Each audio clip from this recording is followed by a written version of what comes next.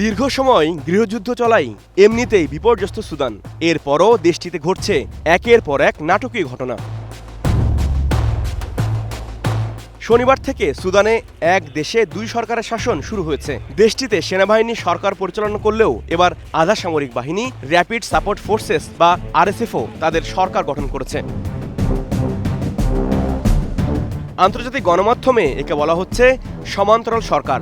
RSF বাহিনী প্রধান মোহাম্মদ হামদান দাগালো নতুন এই সরকারের নেতৃত্বে আছেন। গেল মার্চ মাসে আরএসএফ এবং তাদের মিত্ররা মিলে একটি অন্তর্বর্তী সংবিধান স্বাক্ষর করে।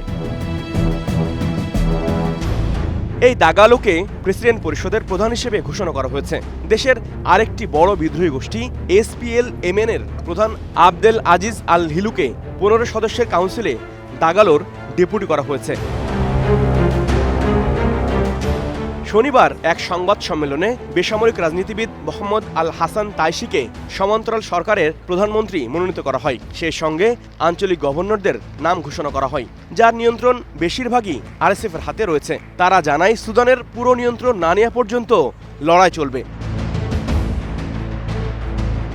এদিকে এমন সরকারের ঘোষণাকে অবৈধ বলছে দেশটির সেনাবাহিনী। 2019 সালে রাষ্ট্রপতি ওমর আল বশিরের ক্ষমতাচ্যুতির আগে এই দুই বাহিনী ক্ষমতা ভাগাভাগি করছিলেন। তবে 2021 সালে এক অভ্যুত্থানের ফলে বেসামরিক রাজনীতিবিদরা ক্ষমতাচ্যুত হন, যা গৃহযুদ্ধের সূত্রপাত করে।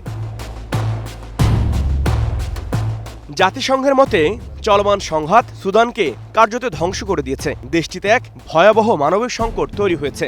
হাজার হাজার প্রাণহানির পাশাপাশি দেশের অর্ধেক মানুষ ক্ষুধা ও দুর্ভিক্ষের সম্মুখীন। বিশেষজ্ঞরা মনে করছেন, এভাবে চলতে থাকলে ভবিষ্যতে সুদানের অবস্থা আরও খারাপের দিকে যাবে। HROV, star news.